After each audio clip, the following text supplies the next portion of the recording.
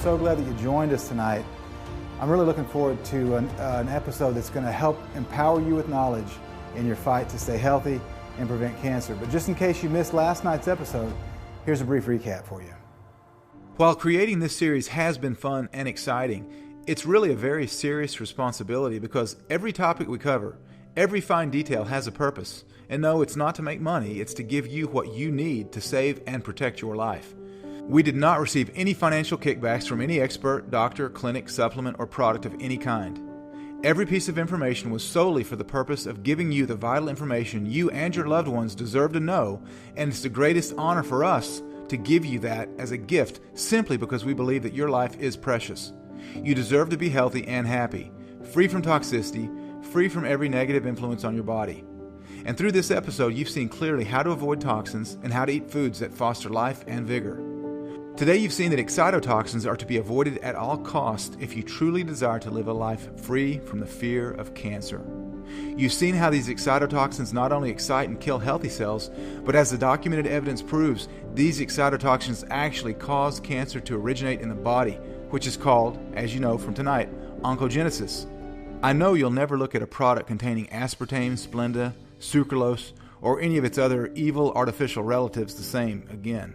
I know for some of you, watching this episode may result in a trash can full of junk food that you've removed from your fridge or your pantry. Now, that's a quick way to say no to cancer. Seriously, coupled with healthy living, that's the single best way to eradicate cancer from your body right now. And what a better way to restock your home and body than with nature's pharmacy. You've seen how nature can heal your body and promote health, and that a garden actually should be better understood as a pharmacy with plants containing actual medicines that are lethal to cancer, while exponentially strengthening immunity and vitality. You've also seen how sound and light therapy are in fact advanced scientific discoveries that have been proven to dramatically aid the body in the fight against cancer, as countless cancer survivors have confirmed. You've seen with Trina, with a stage 4 ovarian cancer diagnosis, who beat cancer with the aid of sound and light therapy and a combination of non-toxic therapies, once again proving that cancer is in fact not a death sentence. In tonight's episode, we are going to cover some of what we called last night the blind spots regarding cancer. Things that you wouldn't think about that might have an impact on a cancer diagnosis. Things like your mouth. Not your words that you say, but the things that are in your mouth. Fillings, mercury fillings. People call them silver fillings, but they're actually half mercury. Root canals. Do they have any kind of impact on cancer? We'll learn that tonight. Did you know that your mind plays a big part in the cancer equation? Your emotions have a drastic effect on a cancer diagnosis, and we'll learn more about that later. But to begin the episode, we're going to learn about what is potentially the biggest blind spot in the cancer equation, and that's your spine. Did you know that your spine has a direct bearing on a cancer diagnosis? Let's listen to Dr. Terry Harmon as he explains. So appreciate you being here and really looking forward to getting your input on the importance of the spine in overall health, which was kind of a little bit of the piece of the puzzle that we missed in the last documentary. Why is the spine so important? Yeah, that's a big thing, because oftentimes even when patients come to see me, they're thinking nutrition if they're coming with a cancer diagnosis. But when we start to study the body, and looking at the quest for cures and other things out there, we look at what system is the most important system for fending off cancer, and most people will say the immune system, right? Most people say absolutely the immune system, and I would agree with them. But then we look at the immune system is comprised of a series of glands and organs that make this immune response, and those glands and organs are controlled by the nerve system. Okay, and so first of all, what are the glands and the organs of the immune system? Right, so we're going to look at the thymus, we're going to look at the spleen, we're going to look at the bone marrow, and then the gut. Okay. Right? So when we look at the gut, a majority of our immune response comes from the gut tissue. Right.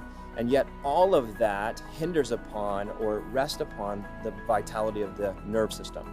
So when we look at the spine is the tissue that surrounds and protects the spinal cord. Right. So the brain communicates to the body via the spinal cord. Right? And so when we look at it, oftentimes as we work with patients, a lot of people don't understand that our spine is designed to have a certain structure. A very specific structure, and any deviation off that structure directly interferes with the nerve system's ability to adapt and respond to stress. Okay. And what are we doing more of now than ever before? Stressing about everything. Stressing about everything. We're sitting more now than ever. We're looking at our technology more than ever. Right. And even if we go to the gym, we're kind of thinking fitness, we're not thinking structure. So when we look at all the research, some of the most amazing research on the planet's coming out right nowadays, and it says that the nerve system controls the immune system. Okay. And then I tell people, what impacts your nerve system? And they say, everything. Everything we do impacts the nerve system. Okay. The only question is, are we doing the things that make it healthier, or are we doing the things that break it down? Thomas Edison, right, said the doctor of the future. Right. Will give no medicine, but will interest his patients in the cause and prevention of disease and the care of the human frame. Mm. Hopefully that's where we're at now. Keeping your spine healthy and not having nerve impingement is really important, because it's recently been found that having pinched nerves in your spine is actually mimicking a chronic fight or flight state. You know, fight or flight is really good if you have to run away from the dragon or fight the bear or whatever. That's what fight or flight was designed for. That's interesting. Nerve impingement causes you to be in constant fight or flight. Correct. Wow. Correct. It sets up this adrenal gland secretion in your body, and the adrenal glands are the glands that are your stress glands. You need the adrenal glands for energy. Without adrenaline, you don't survive. So when you wear those out, then you go into exhaustion. So it's important that there be some reversal of the stress process every day, and meditation is a great way to do it. Exercise is a great way to do it. Yoga is a great way to do it. Going to a bar is not a great way to do it. Unless it's a juice bar, right? Unless it's a juice bar, there you go. Hippocrates said, what, let thy food be thy medicine, and let thy medicine be thy food. He also said this, you ready? Look well to the spine for the cause of disease. Hippocrates. Yeah, yeah. He knew what he was talking He about. did know what he was talking about. I was diagnosed in October 2011 with renal cell carcinoma. I had a large tumor on my right kidney, so I had kidney cancer that had also progressed into the vena cava vein. So in August of 2013, they done a CT scan, they noticed a spot on my left adrenal gland. So my cancer, it turned out I got biopsy and my cancer had been back. So it metastasized to my adrenal gland. I was now considered stage 4. They said there was a 0% chance of survival. That's whenever I came to listen to you speak, and there was a Dr. Terry Harmon from Morganfield, Kentucky there speaking. And me and my wife were so impressed with what he was saying that we decided to make an appointment and just sit with him and let him talk to us. And to this day, I still see Dr. Harmon, and he told me the value of my structure and my spine. He had said there was like 6 inches of my spine that he called dead. He said there's no energy coming out of it. And he showed me on a graph, he says, now see this 6 inches that's dead, that controls your adrenals. And he said, if you get the spine adjusted, then it would help get rid of the tumor. So I believe Protocell really got me to the point where I had time to do that, and then with diet change, fired my oncologist and quit doing CT scans. So I started doing thermography. The last thermography I done, which was a couple months ago, shows no cancer activity at all in my entire body. Wow. Since the day at the oncologist, whenever the news was I had no chance, I have not been sick one day. I was told by Dr. Terry that I wasn't sick because I had cancer. I had cancer because I was sick. Cancer don't have to be a death sentence. What an encouraging testimonial from Bill Spalding, sharing with us how he used spine adjustments, chiropractic, and other natural remedies to cure his late stage and supposedly terminal renal cell carcinoma, kidney cancer.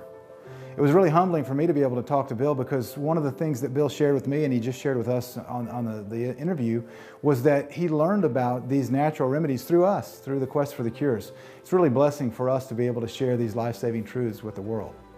Now, another one of the blind spots that many people don't realize has a direct impact on their health and cancer is the mouth. Let's learn more.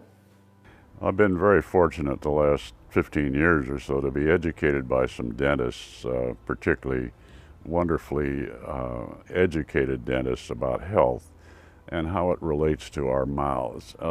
These dentists are quite rare. I refer people to them every day around the United States and in other countries.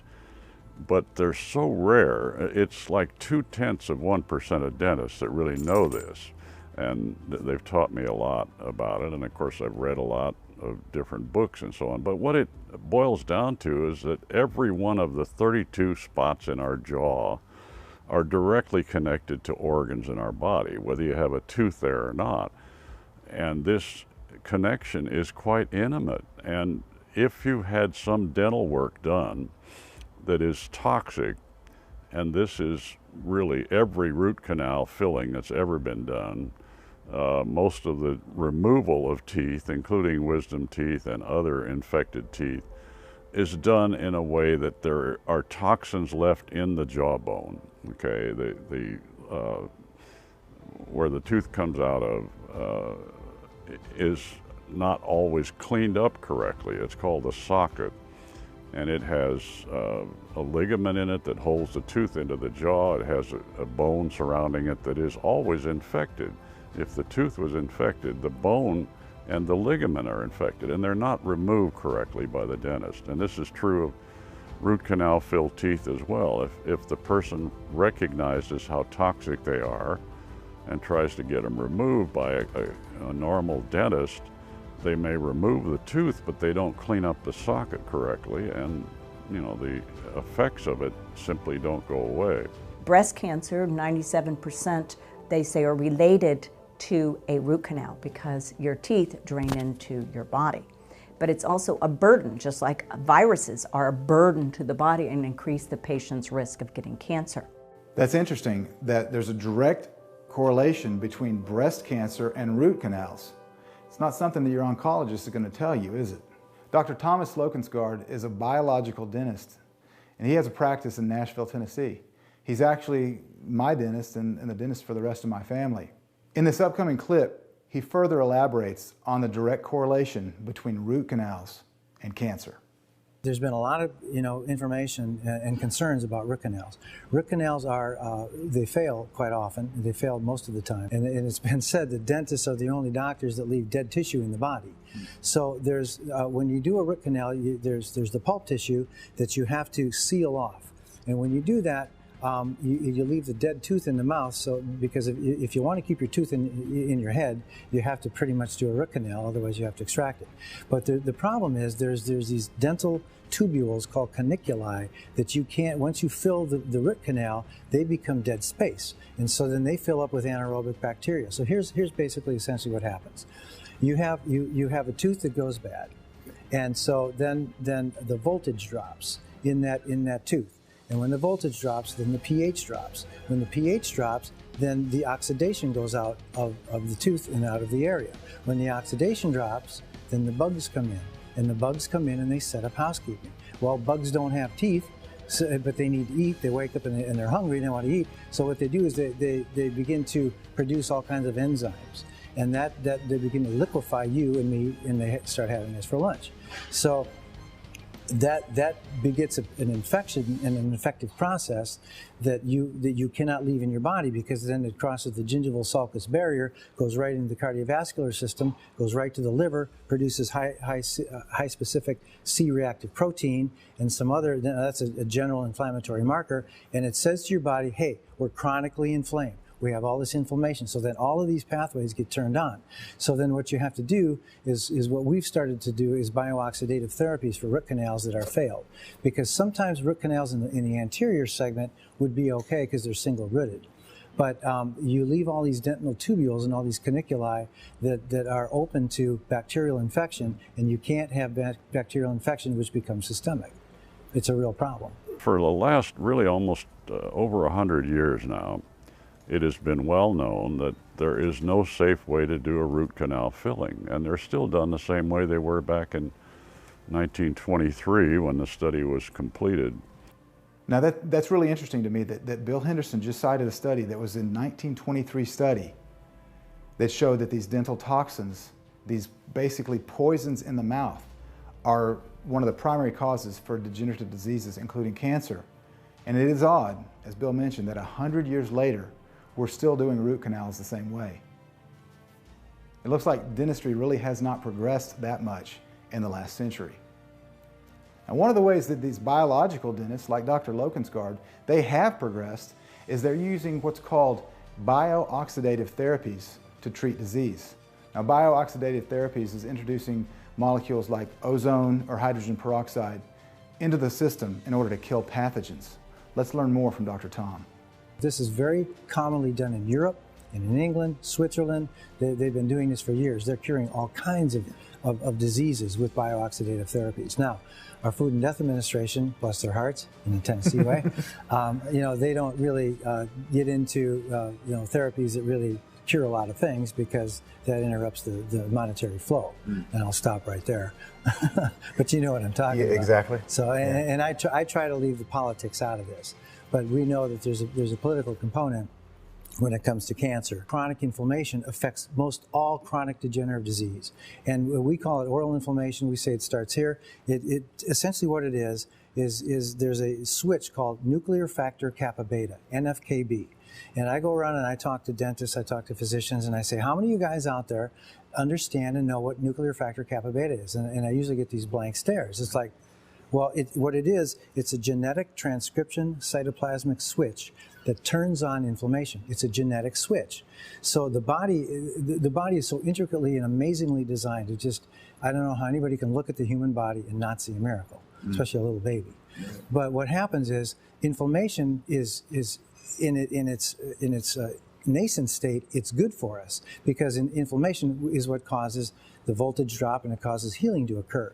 But when we're constantly chronically inflamed and we've got this saber-toothed tiger behind our back, it ramps up the sympathetic nervous system, decreases the parasympathetic nervous system, it turns on the nuclear factor kappa beta, and it turns on all of these pathways, all of these inflammatory pathways that affect hypertension. It affects stress levels, which stress is a killer. We all know this, but it affects every organ system in your body. So you have to control inflammation. And as I said, inflammation starts here. It starts in the mouth. All the more reason to make sure that your mouth is not inflamed, because the research shows that chronic inflammation leads to cancer. We've heard that thus far in this documentary miniseries, and we'll hear more about it in the next few episodes. But there's no doubt, the research is conclusive, chronic inflammation leads to cancer. So we've got to deal with chronic inflammation. And one of the ways that you can deal with chronic inflammation in your mouth is through the bio-oxidative therapies. They help to reduce chronic inflammation. One of the other things that you can do for your mouth, if you want to lessen your chances of cancer, is to get rid of the toxic metals.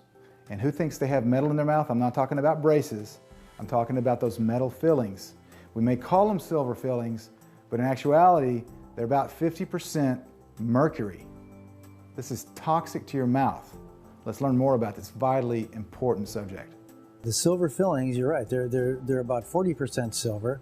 The rest is copper, tin, and mercury. 43 to 55% is the mercury in a silver filling. So it's a huge problem. And the question is, do they outgas? The ADA's position, the American Dental Association position, is that they do not outgas, is that they are inert. Well, I have news for the ADA. This is not true. They do outgas, and they outgas from the time they're put in to the time they're taken out. When they outgas, what happens? Mercury is a known toxin, not a dental toxin. It's just a known toxin. It's very toxic to the neurological system. It's very toxic to the gastrointestinal system. It ties up Candida, some people will call it. And so if you have a candidiasis or Candida infection, or you have gut dysfunction, it's going to mess with that. It's going to be very difficult to fix your gut. It also it has an affinity for fat tissue, and since we're all fatheads, it goes to your brain. Okay, so it has a great affinity to cross the blood-brain barrier, to cross the placental barrier. That's really bad news, because that's supposed to be a sterile environment, and it causes memory loss, it causes fatigue, it causes brain fog. I can tell you story after story after story of patients that have had their mercury fills removed the proper way. We put all the garb on them. We make sure that there's no vapor escaping into the crossing the blood-brain barrier, the placental barrier, and they come back months later and we say, "How are you feeling?" They go, "I feel a whole lot better." If you look in a homeopathic materia medica, there are pages and pages and pages, almost more than any other let's say, substance listed in that materia medica of potential effects and actual effects at even minute doses, minute exposure to mercury. And this affects every system of the body, the endocrine, the neurological system, you name it, the digestive system, the epithelial tissue. Mercury is the biggest baddie of them all, and it ultimately, I believe, facilitates cancer. So we're going to learn more about the toxicity of mercury and its relation to cancer later on when we address the topic of vaccines. But before we get there, let's listen to what Dr. Tom, a dentist, has to say about fluoride. I used to argue with my wife about this. Yeah. When I first got into dentistry, she came in and said, Tom, she goes, I don't want the kids to have fluoride. I go, what? What do you mean you don't want the kids to have fluoride? I mean, to a dentist, this is heresy. It is. You're telling me I'm not supposed to give my kids fluoride? Well, it turns out she was right. I'll just say this. The journal of The Lancet, the very prestigious medical journal, The Lancet, has just labeled fluoride as an excitoneurotoxin. It causes cancer. It causes osteosarcoma. Kids have died from this stuff. Eating tubes of toothpaste, it says right on there, you know, I mean, you can call poison control. Exactly. Fluoride calcifies the pineal gland. Okay, they knew that back in Nazi Germany when they put fluoride in there for one reason, to reduce our consciousness, to make us non-aggressive, to make us controllable, to make us like zombies, literally. In 2011, there was a Time magazine article. Okay, and this is mainstream. This isn't coming from us researchers in the natural medicine world. Okay, this is Time magazine. You know, they listed fluorine or fluoride as one of the top 10 most toxic household chemicals. Fluoride disrupts the metabolism of other key elements that we need for bone growth. It activates the osteosarcoma genes. It activates other, things like leukemia and things like that too, that are bone-based cancers. That those genes get activated by elevated fluoride levels in our bodies. Why it's in our system, our food chain, and our water system, there's no good reason for it. Iodine is one thing that I would highly recommend every single person look at, a detoxified iodine, because we found that it's crucial in the oxidation. Like I was talking to you about glucose oxidase, a new project we're kind of secretly working on. What we're finding is that every single person, and Dr. Brownstein has also verified this with testing of over 9,000 patients, every single person is deficient in iodine. And when you're deficient in iodine, cancer can be one of the consequences, but also every single cancer patient should be on probably a minimum of 10 to 20,000 micrograms of a detoxified iodine a day. Every cell in the body needs and requires iodine to function optimally. We can't function optimally in an iodine deficient environment. And I've tested, along with my partners, over 6,000 patients. Over 96% were low in iodine, the vast majority significantly low in iodine. And when I talk to clinicians around the country who are looking at this, they find the same numbers that I'm finding. Wow. And the iodine's main job in the body, iodine has a lot of jobs in the body. The immune system can't function without it. You can't fight infections without it. But one of its main jobs is in the endocrine glands. And the endocrine glands include the thyroid, the breast, the ovaries, uterus, and the prostate. What are we having problems with out there? The thyroid, the ovaries, uterus, breast, and prostate. I've mentioned the prostate, I've mentioned the breast.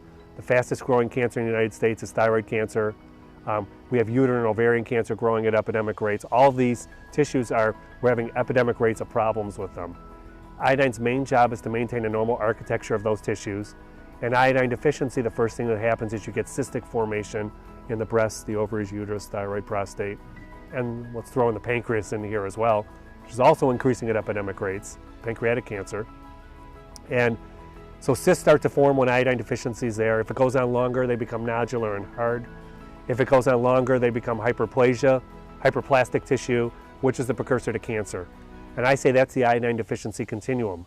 The good thing about iodine is iodine has apoptotic properties, meaning it can stop a cell, a cancer cell, from just continually dividing until it kills somebody. Virtually everyone in our nation is iodine deficient.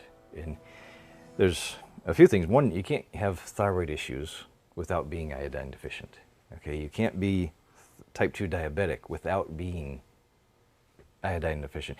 Women can't get PCOS, the polycystic ovarian syndrome, without being iodine deficient. And so that covers a huge portion of our society, you know. So correcting this is something, you know, we have to find a way to correct this. And just to kind of throw this in, last year with the Quest for the Cures, Dr. David Brownstein mentioned the fact that he believes, and he's done more research on iodine than a lot of people that I know of, most doctors. Absolutely. And he says that iodine deficiency is directly linked with cancer. Absolutely, absolutely. Iodine is necessary for the thyroid to produce the hormones that activate the mitochondria in our cells. If the mitochondria in our cells aren't activated, we go from a oxygen respirating metabolism to a sugar fermenting metabolism, which is what produces cancer. As we just heard, iodine is vitally important, and that's why myself and my family, we take an iodine supplement every day. Now, iodine used to be in the bread, and they replaced it with bromine, and so now we're not getting something that prevents cancer. And then we heard about fluoride, that we are getting something that causes cancer without our consent. It's being dripped into the water. If you're drinking municipal water, you're getting fluoride, whether or not you like it.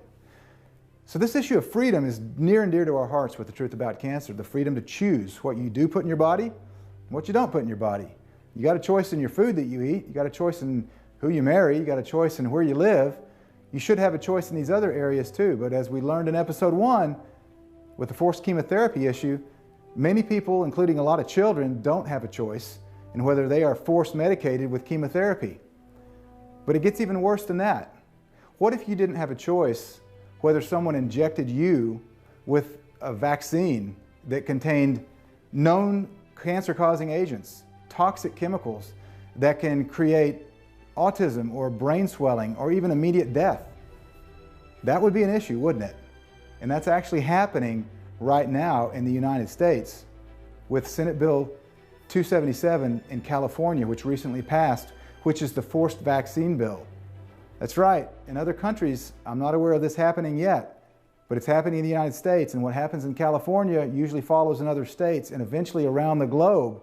So this is going to be a global issue down the road, I firmly believe, and it's an issue primarily of health freedom. So let's listen to Dr. Steve Klayman address this issue of forced vaccines. This SB 277, the mandatory vaccination rule that now passed and supposed to go into effect in July 1st of 2016 in California. And of course they'll fight on a lot of grounds, including its constitutionality and its violation of the Nuremberg codes of forced medical procedures without informed consent. And of course Dr. Pan, who led the charge, was given $95,000 by the pharmaceutical industry to his coffers. It's a dangerous precedent because it strips away medical choice from parents and citizens, and it establishes a precedent where the state believes that it owns your body or the bodies of your children, and that it can then mandate that you must be injected with any substance that the state says is in the interest of public health. And yet that same state never talks about what is in those vaccines. They never talk about the ingredients, the mercury, the formaldehyde, the MSG, the antibiotics, the aborted fetal cells that are used in them, and in the past the hidden cancer viruses like SV40, which was found in the polio vaccine injected into as many as 98 million Americans. They never talk about that. So if you really start digging and get to the truth, the vaccine mandate is linked to cancer because of the ingredients, and it is something where the state is now denying you personal freedom and the power of your own choice to decide what interventions you want to undergo. So very similar with the vaccines, we're seeing these forced chemotherapy incidents. They're linked, aren't they? It's Yes. an overarching government, tyrannical government, that comes in and says, you don't have any choice. We're going to tell you what's best. It was best called by John Rappaport scientific totalitarianism. I think it's a great term for it. Some people call it medical fascism. It means that the so-called science, which is really just corporate-driven, fraudulent science, but the so-called science-driven medicine is being forced upon you now in absolute violation of the American Medical Association's Code of Medical Ethics, which says that the patient must be given the choice, the patient must be informed. You know, they talk about informed consent. This is supposed to be a pillar of the ethical practice of medicine in the United States of America and really all around the world. That is now being stripped away, where parents are being told you must submit your children to these interventions whether you like it or not. That's a violation at every level of human rights, of human dignity, of parental rights, of children's health, of even the genetics of some children who are especially susceptible to these vaccine ingredients. It's a kind of genocide if you really get down to it. Wow, Mike Adams just used some pretty pungent terms, right? Totalitarianism, fascism, genocide. And these are all phrases that you might associate with Nazi Germany, not the United States of America today. But why do we bring in Nazi Germany, the Nuremberg trials, into this discussion? The reason is that the same thing that was happening then is happening now. The forced vaccines that are currently being implemented in certain states in the United States of America are equivalent to the medical experimentation that went on in Nazi Germany. And believe it or not, many of the convicted war criminals at the Nuremberg trials were then shipped over to the United States and took positions on the boards of directors of major pharmaceutical companies in the United States. That's Operation Paperclip. Fritz Tremere, who was found guilty of slavery and mass murder at Auschwitz, he served only 7 years in prison, and then he became the chairman of the board at Bayer in 1956. Karl Krauss, executive member of IG Farben and the head of military economics for Hitler, was found guilty of mass murder. He served just 6 years in prison, and then he became the chairman of the board for BASF. This is the same vaccine industry today which protected and employed Nazi war criminals. The very industry that produced the Nazi gas chambers was purchased by Bayer. Do you still want those vaccines? Exactly who are you trusting for your health and for your children's health? Mike Adams just mentioned SV40, which is the monkey virus that was added to the polio vaccine that has resulted in thousands of cases of cancer. Previously in the Quest, we learned from vaccine expert Sherry Tenpenny as she addressed the SV40 virus in the polio vaccine. The polio vaccine has been known for many, many years to have a virus in it called SV40, which stands for simian virus 40 because those polio vaccines are made from monkey kidney cells. And so simian virus is a monkey virus. And in 2002, The Lancet published a paper that said it was suspected that more than half of the 55,000 cases of non-Hodgkin lymphoma that were out there with a very high probability could be associated with the SV40 vaccine from the polio, or the SV40 virus from the polio vaccine. So that's something in the published literature that came, that was in The Lancet, that came out in 2002. There's two other stray viruses that end up in there from avian cells, which are all the vaccines that are made from eggs, because they're passed down through the chickens and they get into their eggs. And they're two different cells, two different viruses that are known to be associated with breast cancer. And I've written a couple of articles about that. That's really amazing. Over half the cases of non-Hodgkin's lymphoma were actually caused by the polio vaccine that's published in The Lancet, one of the most prestigious British medical journals. Investigative reporter John Rappaport has been doing research for over 30 years and has written for many prestigious periodicals and newspapers. He's also a vaccine expert. Let's listen to his perspective on this vitally important issue of vaccines. I think that people have to look at vaccines from the ground up. I mean, let's take away all of the propaganda and so forth. You've got a needle, you're injecting it into babies, into adults even, into children of all ages. What's in the syringe? You've got many different chemicals, some of which are obviously carcinogenic, like formaldehyde, for example. You've got aluminum, which is extremely toxic. You've got other heavy metals. You've got unknown elements in vaccines, germs that were not intended to be there, that are there, partial genetic sequences of things that were either put there on purpose or not. And it's all right there in the syringe. And these toxic chemicals and these germs and the whole soup, you're basically saying to a mother, look, this is what we want to do to your baby, okay? I want to take this needle with a syringe full of this stuff that I just explained, and we want to shoot it into your baby, who doesn't really have any immune system at all, except derived from you, the mother, and this will be a good thing. What I often do when I speak to parents, I say, well, see this beautiful green apple I have here? Now I'm going to inject into that formaldehyde, aluminum hydroxide, polysorbate 80, phenoxyethanol, this, that and the other. Are you going to feed your kid this apple? Well, it's just amazing to me how we think we can inject something that's never been tested for carcinogenity, never been tested to see if it's mutagenic, which means changes your DNA, never know whether or not it can cause any autoimmune diseases, but we can perfectly say that it's safe and effective and causes no harm.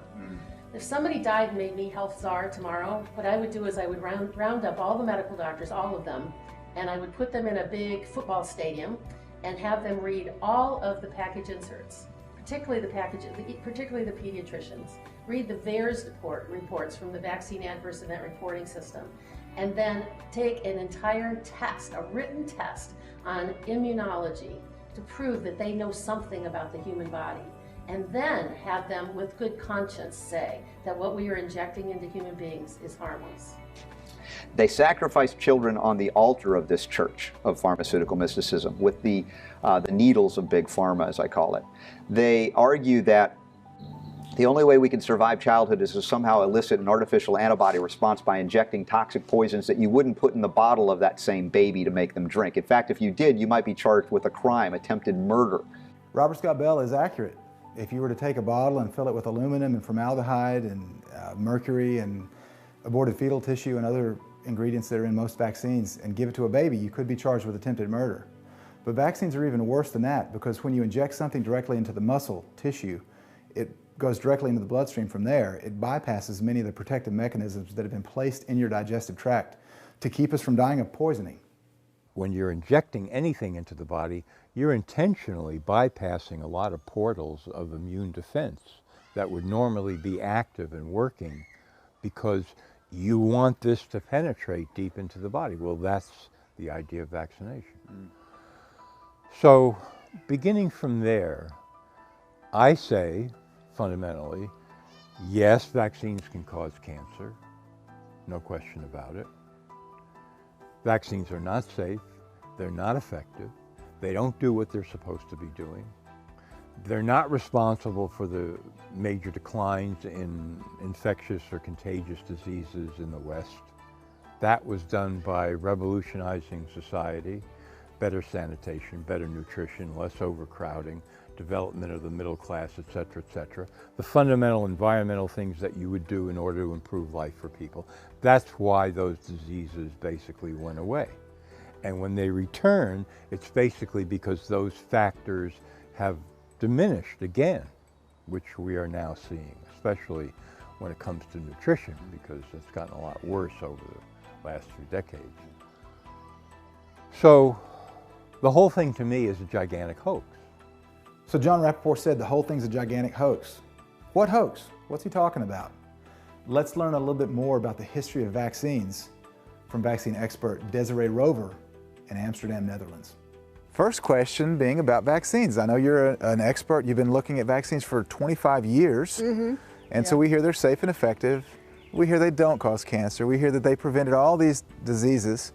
What's the truth? The opposite. That's a short answer. The opposite. Totally opposite, yeah.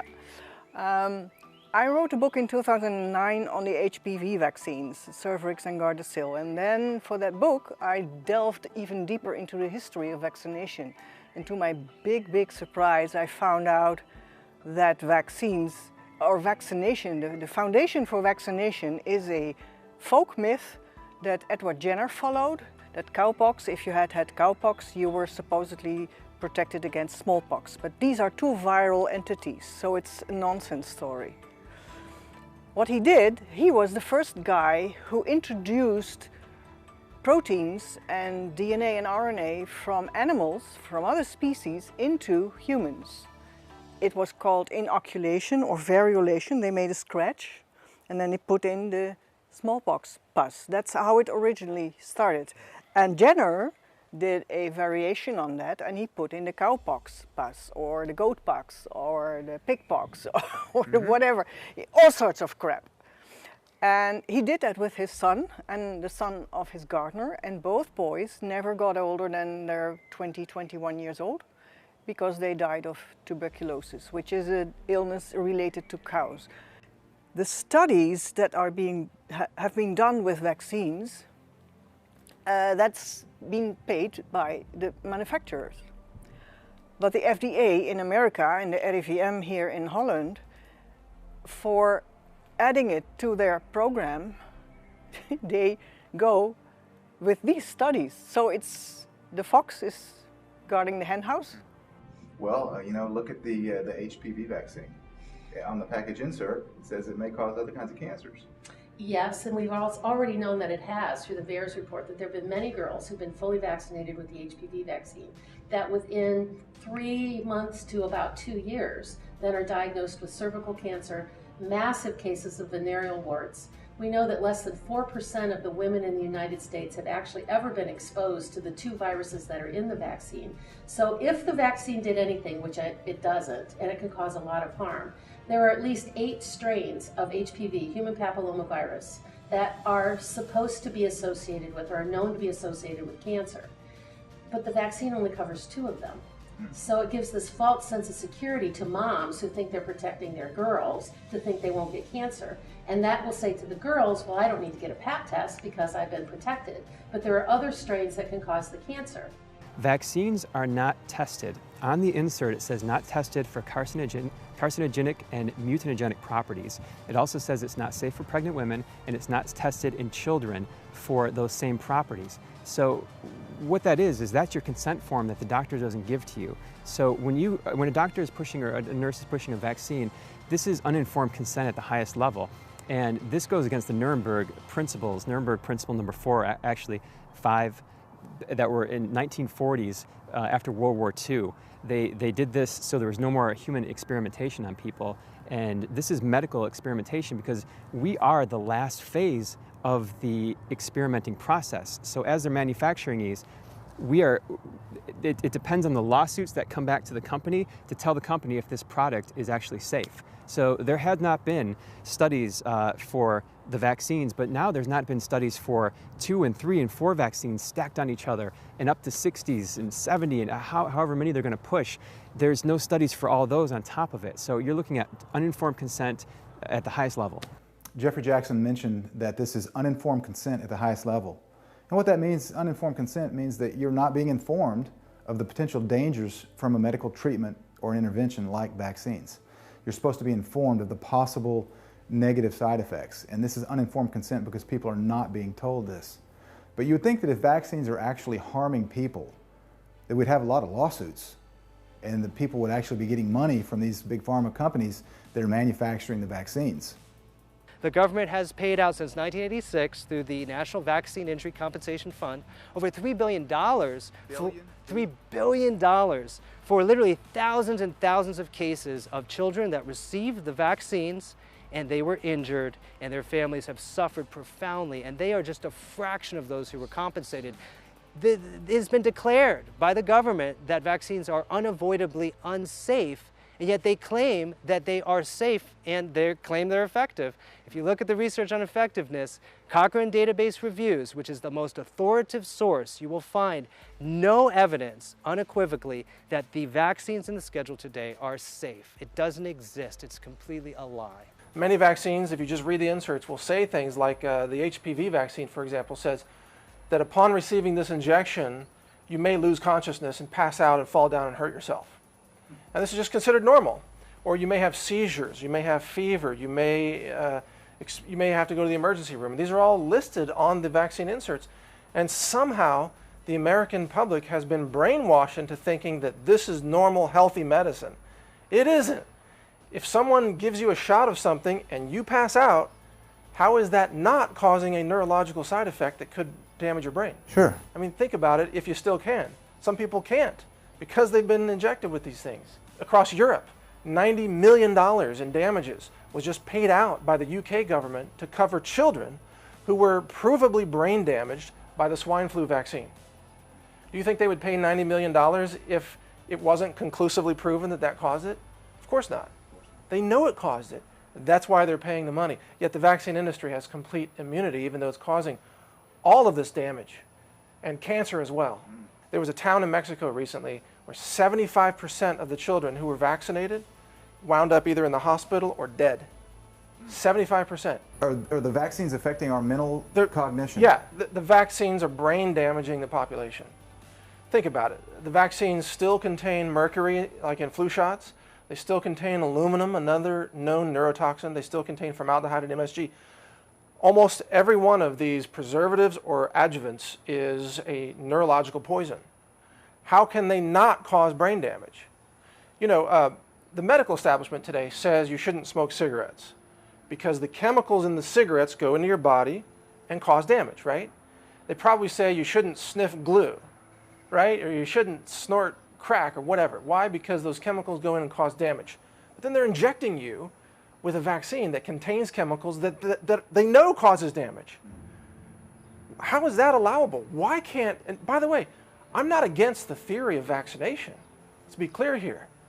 Why can't they manufacture clean vaccines without the chemicals that are single-dose vaccines that could be given with a margin of safety that doesn't exist today? I'm not against the principle of vaccination at all. I'm against the stupidity is what I'm against. And to give the body a live virus at a time when the body can't even build an immune response, meaning the first 6 months of life, because the immune system hasn't developed yet, along with certain substances that are acting as preservatives that suppress the immune system, under the false pretense of building up the immune system, that's just hogwash. There's no validity to it. We have the same position here like in the FDA in America, because the RIVM, like I mentioned, is also not open to discuss, even just going to a dialogue about the non-safe and non-effective vaccines. I mean, if we're crazy, show us, give us the evidence, give us the independent evidence that vaccines are actually safe and effective.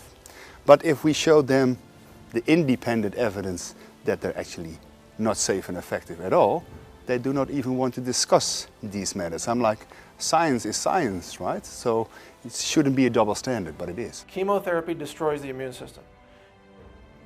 Vaccines weaken the immune system. And if you combine them, that's how you get a lot of fatalities. You get people who are just being injected and poisoned from multiple angles, all of it under the auspices of public health, but it's really profiteering on the part of the drug companies using human bodies as the vessels of profit generation. It's like the Matrix. You're sitting, you're like the Neo character in the Matrix. You're in this vessel, and the tubes are plugged into you, and they're generating profits off of you, and that's your only role in society according to these corporations. They just want you lined up, stacked up, towers of human bodies that they can make money off of. It's a medical matrix. There's such a scientific dictatorship out there that you're not allowed to ask any reasonable question at all. So someone who says, well, what if we spaced out the timing of the vaccines so that a child could recover more before they get hit with another insult to their immune system? Space them out. It's a reasonable thing, right? Well, you can't ask that question in the vaccine industry. Suddenly you're anti-science, or you're condemned, you're a heretic. Or if you ask the question, well, what if we took the mercury out of the vaccines? They've done it in Europe. They have mercury-free medicine is a pillar of the United Nations future of medicine. Get the mercury out of everything because it's toxic. Why do we still have mercury in flu shots that we're injecting into pregnant women and children? But if you ask that question, you are attacked and you are condemned. You know, it's really a kind of insanity in the vaccine industry, just like in the cancer industry. Many people who are pushing these poisons are themselves clinically insane, or they're tied to the profits in such a way that they are unable to discover the personal ethics required to tell the truth.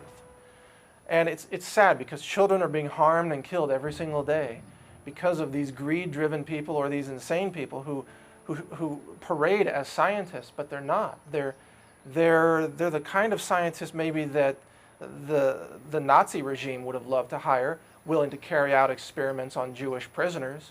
That's their ethics, but they're not the kind of scientists that we should have practicing medicine in America today. I know that vaccines are a very emotional topic. They're hotly debated. They're very controversial. But we felt like it was important to bring you the truth about vaccines, especially their impact on cancer, because you can't make an educated decision if you don't know about this. So how are you feeling now that you've learned this about vaccines, that you learned about these potentially carcinogenic ingredients in vaccines? Does it make you angry? Are you upset? Are you in disbelief? And that's okay to be temporarily angry or upset, but we don't want chronic anger or chronic stress or chronic fight or flight with the adrenaline rushing through our bodies, because that's what can lead to a compromised immune state and can lead to cancer.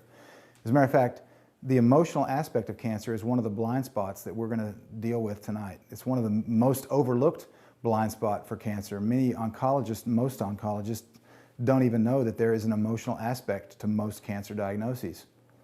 We were privileged to travel to the Hope for Cancer Clinic in Tijuana, Mexico, and we interviewed Dr. Javier Curiel, who is an emotional expert. He's a medical doctor, but he understands the impact of emotions in cancer. And he discussed with us a revolutionary scientific technique for dealing with emotional baggage, which is called recall healing. Recall healing is basically a system that has put together different knowledges to the benefit of the patient in emotional healing. The importance of emotion in cancer, to my opinion, is fundamental, is crucial.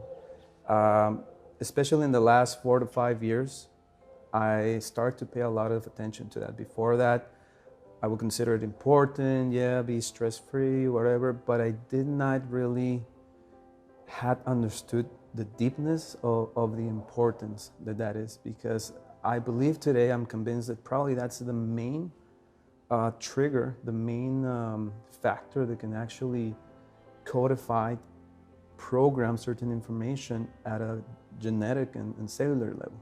There's a lot of research that demonstrates the impact of psychological, social stress and emotional. University of Berkeley, I like an article they have by this Department of Psychology. The title is it's called The Emotional Expression in the Onset and Progression of Cancer.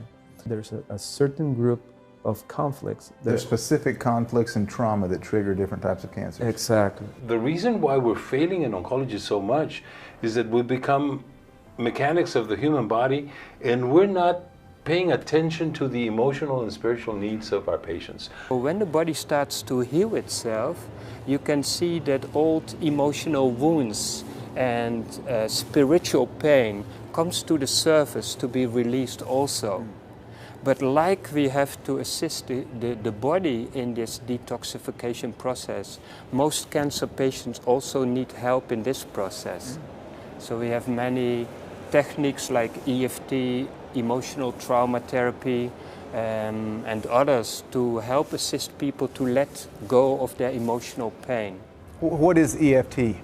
EFT is a way of using affirmations while we tap certain acupuncture points to release old pain and to substitute them for new ideas and a new mindset. So this detoxification of the emotional and spiritual level with this physical level should go hand in hand. There are many devices that have been invented over the years that deal with the emotional aspect of cancer. One such device is called the EVOX machine. I compare the EVOX to what I would consider emotional acupuncture. So it's pretty amazing because it's done with biofeedback, and so what it's doing, it's picking up voice recognition.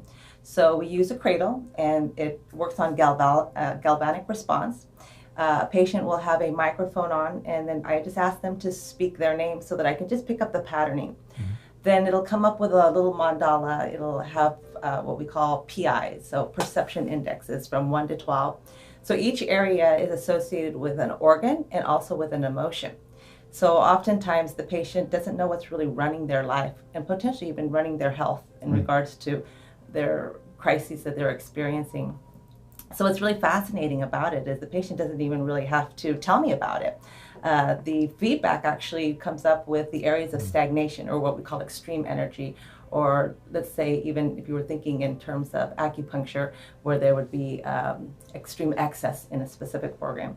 So through that determination, the program is equipped to send specific frequencies to unlock those emotional stagnation. So it's pretty amazing. So each time we do a recording, we do about 5 recordings, that we can actually see the unlocking of those emotions. And then it's kind of like an onion. Each voice recording will go deeper and deeper in regards to what potentially is the underlying of even that emotional stagnation. So kind of peeling off the layers off the onion. Exactly. And then eventually you get to the real root cause. Eventually we get to the root cause, which is really pretty amazing for the patient, because oftentimes they'll have an aha moment. You know, they'll be potentially experiencing a lot of depression.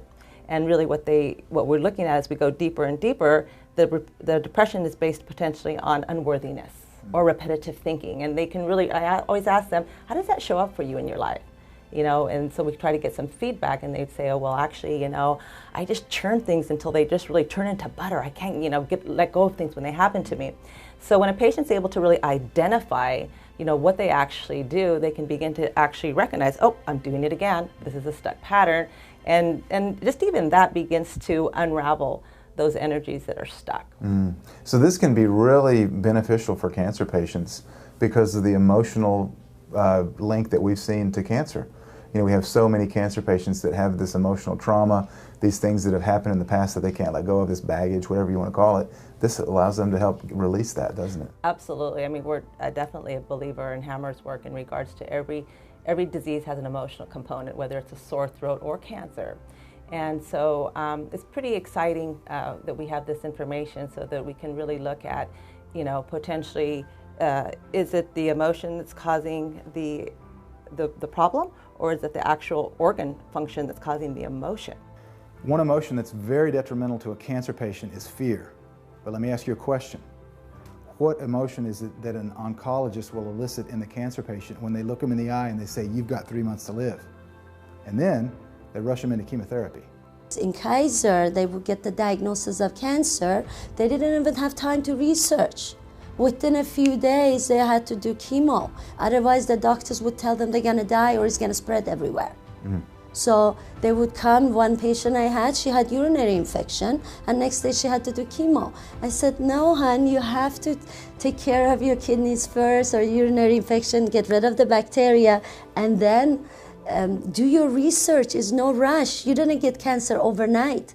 Cancer is a process of 10 years, 12 years. I mean, within 8 years, you get the tumor. Sometimes people don't get diagnosis until 10, 12 years. So they kind of tend to scare the patients, and they get worried. They don't have time to research. Then they start the chemo. And oncologists and ISIS use many of the same tactics of fear to manipulate your behavior.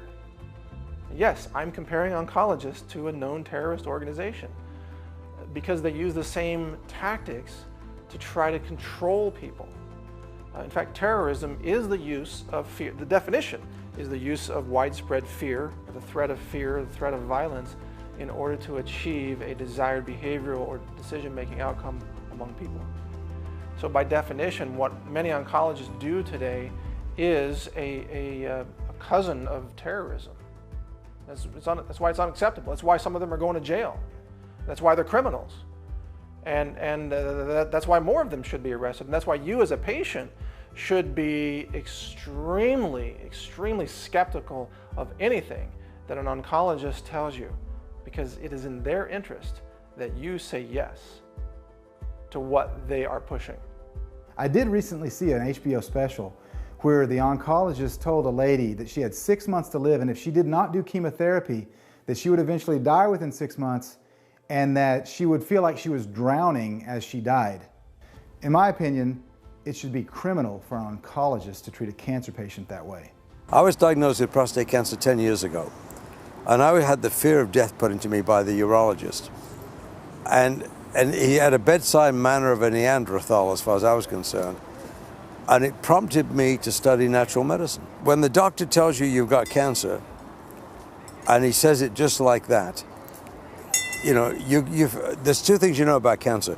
One is you're going to die, and you're going to die soon. That's the average person's view of having somebody say that you've got cancer. And it's the most irresponsible thing that a doctor can do. The power of life and death is in the tongue. In the tongue. So if you pronounce somebody dead, they see the doctor as an authority. And so they buy it, I'm dead, no matter what. What the medical system has is very archaic, okay? And the only reason why people use the medical system, whether it be chemotherapy, radiation, or surgery, sometimes surgery is needed, but is because of fear and panic, right? Once you enter into the system and you need a surgery or you need a chemo or radiation, you are losing your life, okay? Because even surgery, just say you had a little lump, okay? 1 centimeter. Surgery is a major assault and attack on the body. It affects the nervous system, it affects your physiology, and it's outrageously stressful. Talk about stress and the immune system and cancer. Yeah, stress really diminishes the immune system because it increases your cortisol, which suppresses your immune system, which depletes your melatonin, your vitamin C, your niacin. So there's this big cascade actually where chronic continual stress will deplete your micronutrients. Stress, mental anguish, negative thoughts and emotions, these are all detrimental to our health. Previously in the Quest, Dr. Tony Jimenez shared with us the impact of negative thoughts. A negative thought can kill you faster than a bad germ. So one of the main things to detoxify is here. The mind. The mind. Think about yourself when you come home all stressed out and tired at the end of the day, and your dog runs to you and puts its head on your lap and looks at you. That you're getting this energy of love, energy, unconditional love from them. That's the most coherent energy that charges you up, and your headache disappears at that time.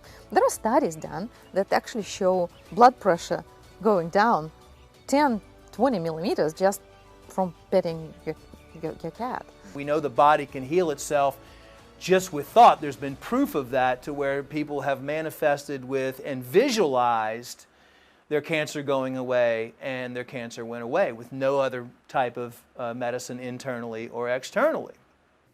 Curing cancer simply by thinking about it sounds too good to be true, but it's reality. Dr. Group knows many people that has happened for. Early in this episode, we heard from a chiropractor, Dr. Terry Harmon. Chiropractors are oftentimes thought of as quacks. But the reason is not because they're practicing inferior medicine, it's because of the Flexner Report of 1910 and its effect on the perception of medicine in the United States and actually worldwide. Another area of medicine that's oftentimes referred to as quackery is homeopathy. Let's listen to Dr. Suzanne Kim, who's a medical doctor, describe to us her first experience with the practice of homeopathy. When I started learning a little bit about nutritional medicine, that was really very, very helpful. Even just, that's the foundation, I believe, for all health. And so that then led me into homeopathy. As I learned about homeopathy, it kind of expanded my thinking. It challenged me because it really was very far off from, what you learn in medical school. Right. So after that, but I just said I'll try it, and it just worked amazing. This is like homeopathy in 2 or 3 sentences, okay?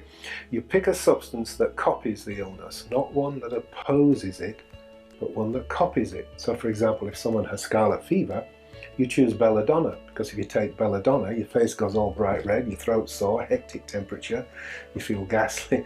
Taking belladonna is like having scarlet fever, so it's a good remedy for scarlet fever. It's called like cures like, so you're looking for a mimic of the disease. Not a conventional doctor would take an antagonist, so you take your aspirin to lower the temperature, and different kinds of opposing ideas. This is, first of all, identify something that copies your illness. Then you dilute it. Now this is the weird part that doctors and scientists can't get hold of. It's called potentization, and you can dilute it 1 in 10, 1 in 10, 1 in 10, 1 in 10, 1 in 10.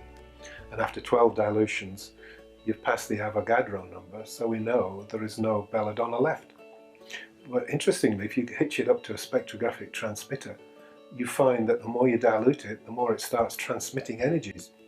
Now you can't argue with the spectrograph. It's the most exquisitely sensitive scientific instrument we have. That's what tells you there's manganese on a star that's 1,000 billion light years away. You can't argue with the spectrograph. And yet, you know, the homeopathic remedies actually start to broadcast the more you dilute them. What is homeopathy? The million-zillion-dollar question. Well, we take substances from the three kingdoms, mineral, plant, animal kingdom, and in their mother state, they would cause certain symptoms to occur if you ingest them or exposed to them topically or whatever, and you catalog these symptoms that are associated with the mother substance, if you will. Like the venom of a bee, it stings, right? You take the venom of the bee, apis, and you use it homeopathically, it reverses things like that or exactly that. And we can use that for many different things, including we can use a lot of toxic substances that you would never use, although modern medicine would, like mercury. And we can convert that into a homeopathic form that is non-toxic, that can actually facilitate the detoxification of mercury, for instance. So that's the shortest version. It's a worldwide system of medicine. In the United States, it's regulated as a drug because of the passage of the Food, Drug, and Cosmetic Act of 1938, passed in 1939. Thanks to Senator Copeland, who was a physician and a homeopath. He made sure that the HPUS, the Homeopathic Pharmacopoeia of the United States, was grandfathered in at that point. And so that allowed a legally recognized drug system, even though it was non-toxic, no side effects, that it has equal standing in a sense that it could be labeled and sold as a medicine in America. It is 1996. I was sent home to die, really. Yeah, so previous to that, when I was 23 years old, I had hydrocephalus, and they said that was a really successful operation.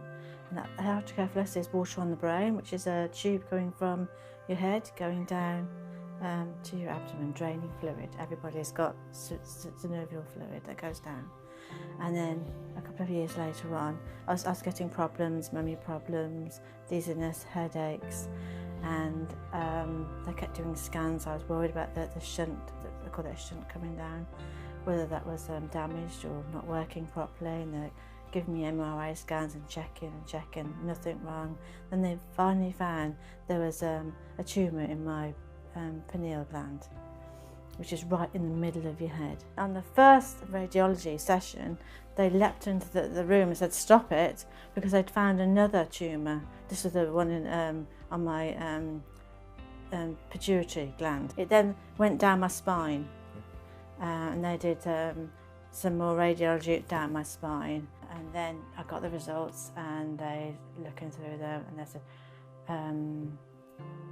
oh, actually, this is quite good, because the ones in my back had actually gone. So I think that's great. But then they said, it's not an improvement enough, we need to do chemotherapy. Okay. Which again, confusing. I was thinking, well, why don't they carry on with what's working? But they said, no, they're the doctors, they know. You know, I thought, well, okay, good news, but I was a bit confused because it was going on to chemotherapy. Right. So I had the chemotherapy. I was supposed to have 3 sessions of it. I think I had 2. I certainly didn't have the 3rd one. They said to me, basically, our treatment is making it worse. All my hair fell out with the radiology in 2 weeks, and I was nauseous and vomiting. After my chemotherapy, they came in, and basically they said, would you like to stay in hospital? Would you like to go home? Or would you like to go to a hospice? After my sister ran after them, after they said about, did I want to go to a hospice, etc., she ran after them and said, look, the family needs to know, how, you know, how long have we got, you know, what's the prognosis? And basically he said to me at the time, have a good Christmas. And this was in October, and I was thinking, oh, I didn't think, you know, I realise now he's probably saying, because this is going to be your last one, really. Basically, he gave me about 3 months to live. Jim, I want to read a letter here. This is a letter that I've got, you gave me. It's on hospital letterhead from hospital here in London, and I'm not going to read the doctor's name or anything, but this is the actual doctor's letter dated November 19th, 1996. So almost 19 years ago. Doctor says, I have discussed the findings. I've explained that the chemotherapy has not helped her since her disease has progressed during treatment. I have also stressed that there are no other viable options for treating the disease. I thought, well, I don't want to go to a hospice. As far as I was concerned, you go to hospice because you die. And And I thought, I don't want to stay in this hospital. Everybody's dying around. I was in an oncology ward, and I could hear people having their last rites in the middle of the night and things like that. And I couldn't wait to get out of there. So I thought, I'll go home to my mum. It's not like your mum to look after you, mum and dad. So I went back to their place. Got to the point where I could barely get out of bed. Well, I couldn't get out of bed on my own. I used to have help. And I couldn't even open up my eyelid. I'd have to lift it up with my finger. And then I'd have a stick to walk with. To go to the toilet, to go to the toilet.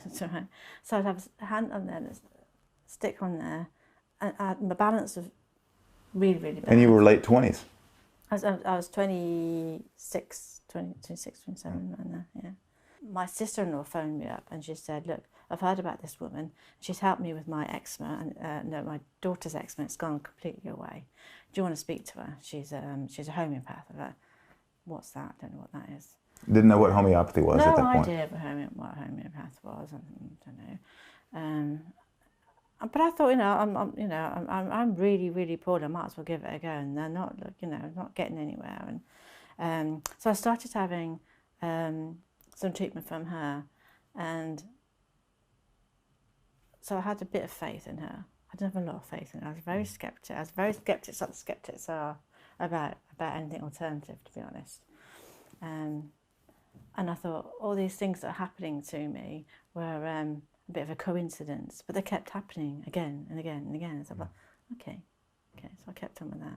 And then when I was sent home to die, I just did homeopathy ever since then. And now, this is 18 years later on, and I've never needed to go to a doctor again. 18 years since you began the homeopathic treatments, have you had any contact with the doctors that told you there was nothing that they could do, that their treatments were making you worse? I called back 2 years later, I think. So I went back 2 years later. Very proud about doing this because I could walk down the road on my own, get a bus and get to the hospital on my own. And I told him I put it down to homeopathy, and it's in my notes. She puts it down to homeopathy, but he said it was a remarkable recovery, and he couldn't understand it. And then he turned around and he went to shuffle some papers, and he said, "Oh, maybe it's a delayed effect from the chemotherapy." Really? Really. So what do you think?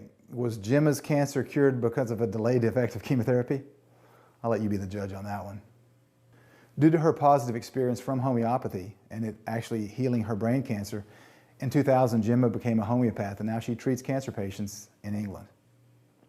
But homeopathy in many areas is not tolerated. We talk about tolerance in this country.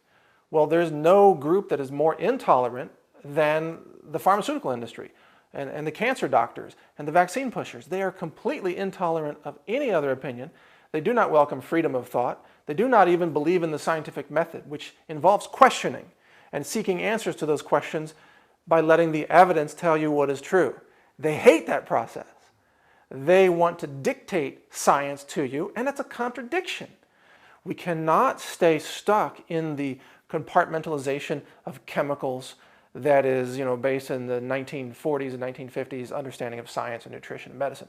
But that's what we're stuck in today with the cancer industry. We got to move past that if we hope to actually heal. We need to educate people. We need to tell them there's other ways to go. Going with the conventional surgery, radiation, chemo is not the way to go. If it doesn't make sense, then it's nonsense. Don't listen to nonsense.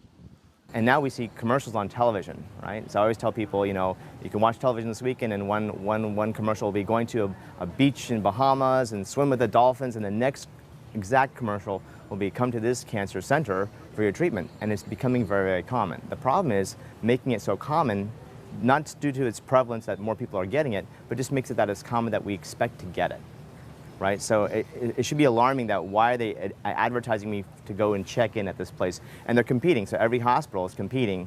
The one in Texas, competing the one in Arizona, and the Florida, and the one in Chicago, and they're really spending a lot of marketing dollar to get your admission. Right. It's not, this is, I call it the healthcare amusement parks, or the Disneyland, for example, of they want you to come and spend your vacation, but instead of taking a vacation, you're actually being treated.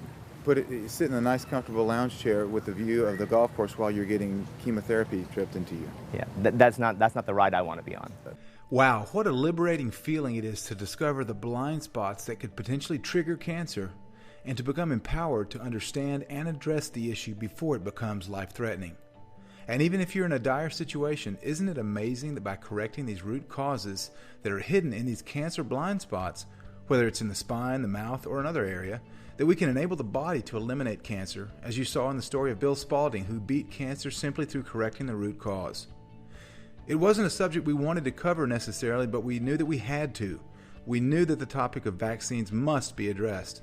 I hope that you've seriously considered this information as it relates to important decisions in your life, and that you can take the steps you know are the safest and most reliable in avoiding toxic substances that detrimentally affect your health, cause disease, and promote cancer growth. I'm glad we could help equip you with this essential information. We've learned the science behind homeopathy and the valuable contribution it's made to health and well-being. We're so glad to help reinforce the true science and evidence which supports this important area of natural medicine and its invaluable contribution to prevent and beat cancer. Finally, we've learned that what you think and feel does matter.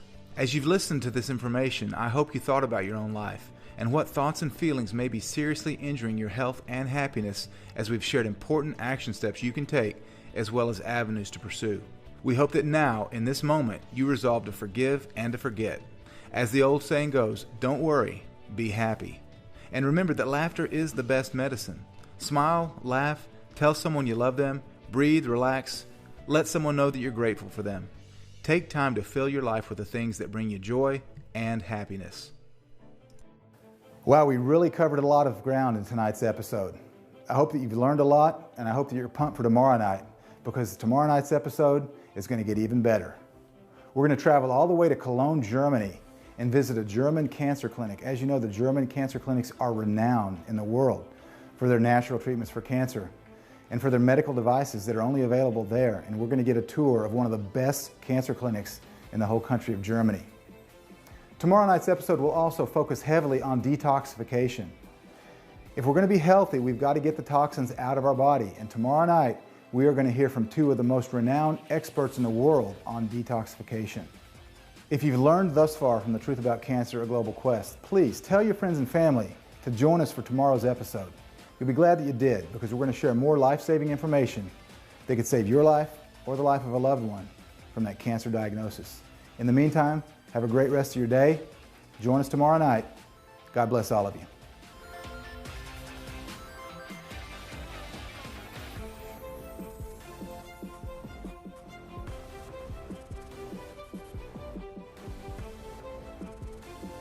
What you are doing is extremely important.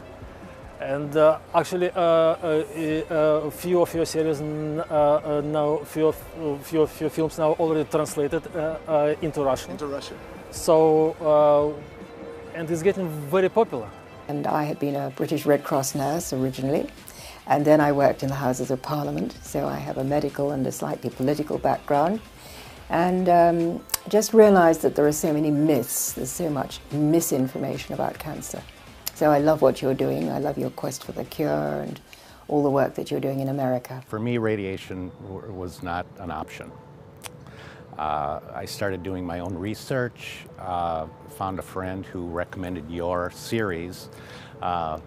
He actually gave me a recording, wanted it back, so I purchased your series. The Quest for the Cure. The Quest for the Cure. Just fascinating. I watched it every day for probably a month or so, just digesting all the information. So I immediately went on a organic diet, just decided I'm going to start to cleanse, and I'm not going to follow doctor's orders. And that would be my advice to anyone who has prostate cancer, is if you're recommended to have a prostatectomy or radiation or chemotherapy. They usually don't do that for prostate cancer anyway, unless it's really late stage, but I declined all of that, and I immediately started cleansing, detoxing, went on a pretty rigid protocol based on what I heard in Quest for the Cure. Some of the doctors, Jimenez and Dr. Pai, you, even Suzanne Summers with the coconut oil, I started taking some of that. Low-dose naltrexone, fulvic acid from Dr. Nuzum. Dr. Newsom, sure. Massive vitamin D amounts, beta-3D glucan, which was in your book. Started doing all that, had a red drop test, which they measure the aggressiveness of the cancer. That's done in Sweden. I found that online through a link on one of your doctor sites. So I got the red drop test, and it showed just after 3 months of these protocols that my cancer was pretty much non-existent and pretty much cancer-free. I feel great. I've lost 25 pounds. I came to San Diego basically to say thank you for, for what you're doing, because it's amazing. I probably, had I not read your book and listened to the DVDs, probably would have followed doctor's orders. Join the movement, support the mission, save lives. We're not big pharma. We don't have deep pockets. We're a small company that's committed to sharing the truth and committed to helping humanity. When you support our mission by choosing to own the entire docuseries today, you allow us to continue to research, interview, expose, and share this valuable information with the world for free, just like we're doing today and just like we've done many times in the past. If you've learned something, you've been inspired, or you just love how it feels to support a good cause, please consider owning The Truth About Cancer, A Global Quest today. And as always, a portion of each sale gets donated to charities that are doing real cancer research and are actually helping cancer patients each and every day. Just click the banner below to join the movement and support the mission. Thanks for watching, and we'll see you next time.